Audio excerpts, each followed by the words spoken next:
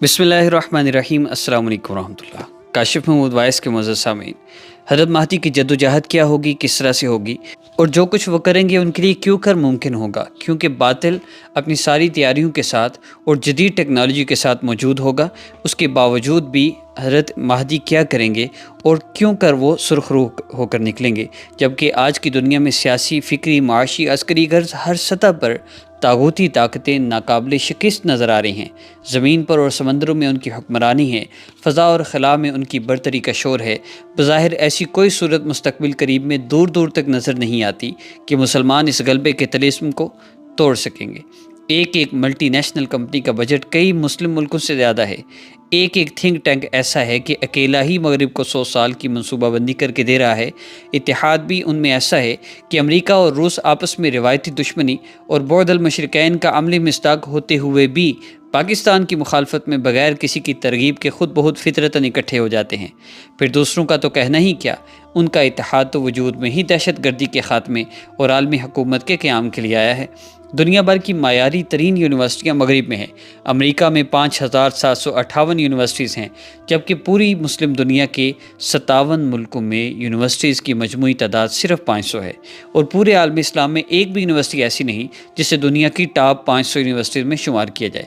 مغربی حکومتیں پوری مسلم دنیا کے ذہین ترین دماغوں اور اعلیٰ ترین ہنرمندوں کو پرکشش مراعات کے عوض کھینچ کر اپنے طلسم میں جکڑ لیتی ہیں، اور پھر وہ ہمیشہ وہیں کا ہو کر رہ جاتا ہے۔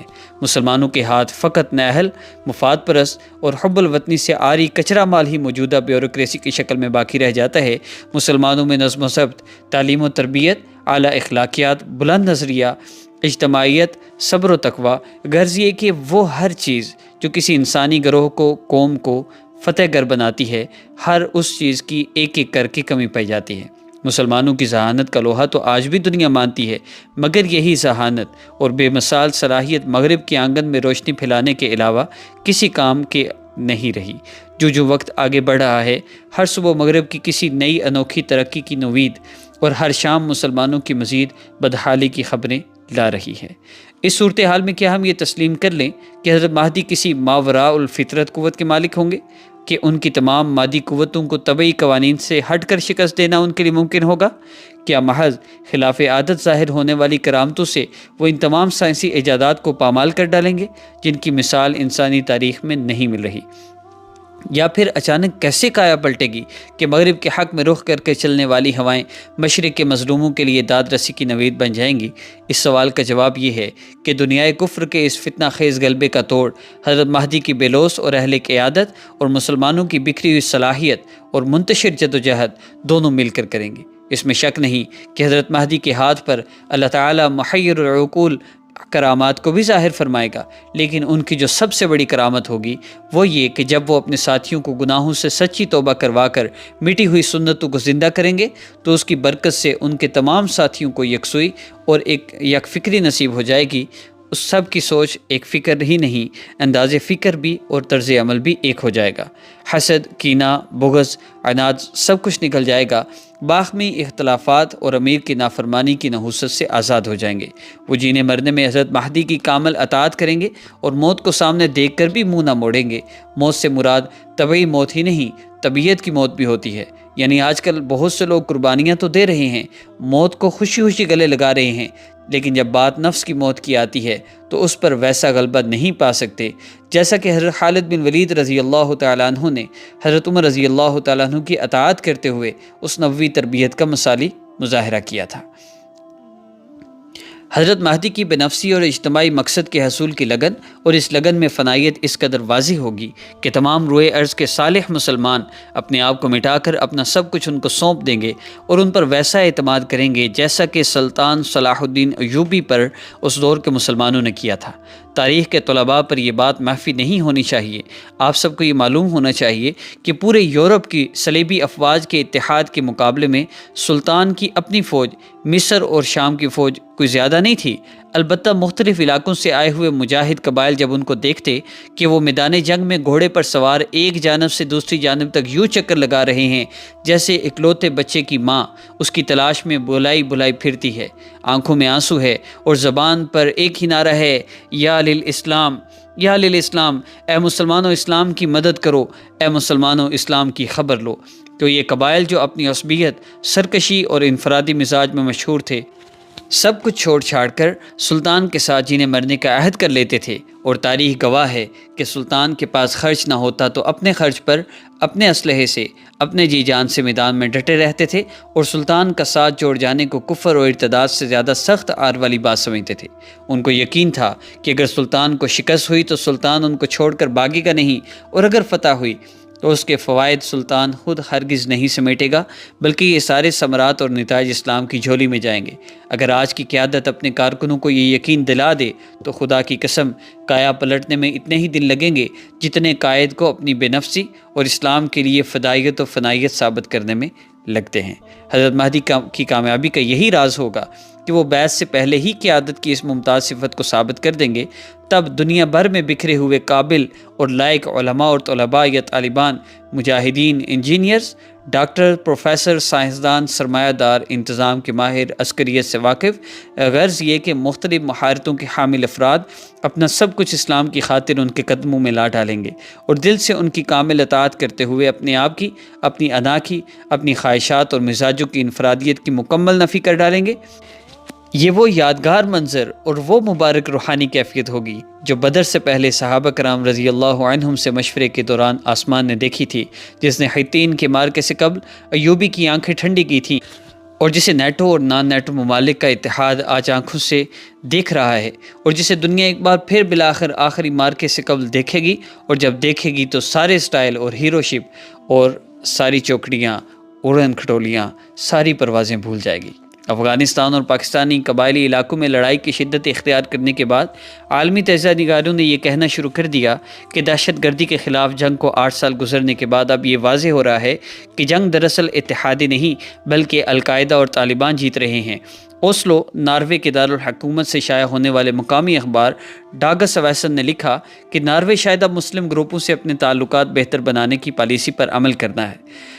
اخبار کا مزید لکھنا ہے کہ جب نائب وزیر خارجہ سے اس بارے میں پوچھا گیا کہ کیا وہ دہشت گردی کے خلاف جنگ سے پیچھے ہٹ رہے ہیں تو ان کا کہنا تھا کہ دراصل دوستوں کے ساتھ تو امن اور مذاکرات چلتے ہی رہتے ہیں، مگر حقیقی امن کے لیے ان لوگوں کے ساتھ بھی امن مذاکرات ہونے چاہیے جنہیں آپ اپنا دشمن قرار دیتے ہیں۔ نائب وزیر خارجہ رائمونڈ یوہانسن کا کہنا تھا کوئی اس معاملے میں تنہا نہیں ہے بلکہ دیگر یورپی ممالک بھی یہ خواہش رکھتے ہیں۔ واضح رہے کہ اس سے قبل سوئٹزرلینڈ بھی اس خواہش کا اظہار کر چکا تھا کہ وہ القاعدہ اور اسامہ بن لادن کے ہوتے ہوئے ان مذاکرات اور امن معاہدہ کو قائم کرنا چاہتا تھا، اور اب بھی وہ یہی چاہتا ہے۔ اس سلسلے میں کسی بھی ابتدائی اقدامات کے لیے بالکل تیار ہے۔ وہ نہیں چاہتا کہ امریکہ کی واپسی کے بعد انتقامی کارروائیوں کا نشانہ بنے۔ چند سال قبل بندہ ایک مجلس میں کچھ نوجوانوں سے گفتگو کر رہا تھا۔ بات عالم اسلام کے حالات اور مسلمانوں کو درپیش ہمہ جہت مارکہ آرائی کے حوالے سے ان کے کردار کی طرف مڑ گئی۔ ایک صاحب لا تعلق بیٹھے تھے، نوجوان مایوسی کی باتیں کرتے، امکانیات کے فقدان کا شکوہ کرتے، اور میں انہیں حوصلہ دلاتا تاکہ سفر 1000 میل کا ہو تو پھر بھی شروع ایک قدم ہی سے ہوتا ہے۔ اتنے میں بڑے صاحب سے نہ رہا گیا، بندہ سے مخاطب ہو کر بولے، مولانا آپ بچوں کو ویسے ہی ورگلا رہے ہیں، سیدھے سادے مان کیوں نہیں لیتے کہ آپ سورہ فیل پڑھ کر پھونکنے سے میدان نہیں مار سکتے؟ مغرب بہت آگے جا چکا ہے، آپ کے تصور سے بھی بہت آگے۔ تو میں نے ان سے یہ عرض کیا، آپ مغرب کو جتنا آگے دیکھ رہے ہیں ہم اس کو اس سے بھی بہت آگے دیکھ رہے ہیں، موجودہ زمانے کے معلوماتی انسانوں کے تصور سے بھی آگے، کافی آگے جاتے ہوئے دیکھ رہے ہیں۔ جب تک مغرب کی مصنوعی طاقت فطری قوتوں سے آگے نہ جائے گی، آخری مرکہ تو برپا ہی نہ ہوگا۔ آخری مارکہ کو سورہ فیل والے ہی جیتیں گے، بشرط یہ کہ ان کو سورہ کہف بھی یاد ہو۔ محترم موصوف تو ہکا بکا ہو کر بندہ کی شکل دیکھنے لگے کہ یہ کیسا جھرلو گماؤ قسم کا آدمی ہے، بات کو کہاں سے کہاں پھیر دیتا ہے۔ ان کو تو کچھ نہ سوجی، البتہ جن نوجوانوں سے گفتگو چل رہی تھی ان میں سے ایک بولا، جناب شاہ صاحب لگتا تو یہی ہے کہ حضرت مہدی بھی آ جائیں تو ان کو حالات سدھارنے میں بہت عرصہ لگے گا۔ نہ میرے عزیز، نہ چند سال بھی نہ لگیں گے، اس لیے کہ مغرب کی چکا چوند جو آپ کو نظر آ رہی ہے اس میں مسلمانوں کا خون پسینہ شامل ہے۔ یہ خون پسینہ شامل ہے تو یہ چراغ جل رہے ہیں۔ اب مغرب اپنی اس کامیابی کے پیچھے مسلم دنیا کے قابل ترین دماغوں اور محنتی ترین باکمال ہنرمندوں کی موجودگی کا اعتراف کرے یا نہ کرے، بلکہ ان کی محنت پر بھی اپنا ٹریڈ مارک لگا لے، لیکن ایک دنیا جانتی ہے کہ مسلمان اپنی قیادت کی طرف سے حوصلہ افزائی اور اعتراف و تحسین نہ ہونے کی وجہ سے مغرب کی چاند گاڑی کو اپنی صلاحیتوں سے ایندھن دے رہے ہیں۔ گوروں میں اتنے جینیس نہیں پیدا ہوتے جتنے ہم سے مراد عالم اسلام اور بالخصوص پاکستان ہے پیدا ہوتے ہیں۔ جب اجتماعیت کی پرخلوص آواز لگے گی اور قیادت کا بے لوث پن سامنے آئے گا تو یہ سب دوڑے دوڑے آئیں گے، تب آپ گرمی بازار دیکھیے گا۔ لیکن آپ تو ایک مضمون میں کہہ رہے تھے، انہوں نے پوچھا، آپ تو ایک مضمون میں کہہ رہے تھے کہ دنیا میں اس وقت مختلف علوم و فنون میں خصوصاً جینیاتی اور عسکری سائنس میں یہودیوں کا بہت بڑا حصہ ہے۔ ان کے نوبل انعام یافتہ سائنسدانوں کی کھیپ ہے جو ان کو دجال کی قیامت میں دنیا پر غلبہ دلانے اور موت پر بھی قابو پانے کے لیے کام کر رہی ہے۔ تو میں نے ان سے یہ عرض کیا، یہ بات آپ نے خوب اٹھائی۔ دنیا کی تاریخ کو یکسر تبدیل کر دینے والی ہر ایجاد کے پیچھے یہودی ہیں۔ مثلاً مائکرو پروسیسنگ چپ کے پیچھے سٹینلے، نیوکلیر چین ری ایکٹر کے پیچھے لیو، آپٹیکل فائبر کیبل کے پیچھے پیٹر، ٹریفک لائٹ کے پیچھے چارلس ایڈلر، اسٹین لیس اسٹیل کے پیچھے بینو اسٹریس، ویڈیو ٹیپ کے پیچھے چارلس کنسبرگ۔ یہود نے مائنڈ کنٹرول ٹیکنالوجی حاصل کی ہے جس سے وہ انسانی ذہنوں کو اپنی مرضی کے مطابق پھیرنے کی صلاحیت کسی قدر حاصل کر چکے ہیں۔ یہ دجال کا سب سے بڑا ہتھیار ہوگا۔ اس کا نام MK Ultra ہے۔ CIA جیسے ادارے کے ڈائریکٹر سیلن فیلڈ نے 1977 میں سر عام تسلیم کیا تھا کہ لاکھوں ڈالرز جادو ٹونے، نفسیات اور روحانیات کے مطالعے پر خرچ کیے گئے ہیں۔ موسیقی کی دھنوں میں بیک ٹریکنگ کے ذریعے بیہودہ شیطانی پیغامات مثلاً کل یور مام ریورس ٹریک میں چھپا کر پوری دنیا میں نشر کیے جا رہے ہیں۔ 1940 میں ایک امریکی یہودی سائنسدان نکولا ٹیسلا نے موت کی شعاعیں یعنی ڈیتھ رے ایجاد کرنے کا اعلان کیا۔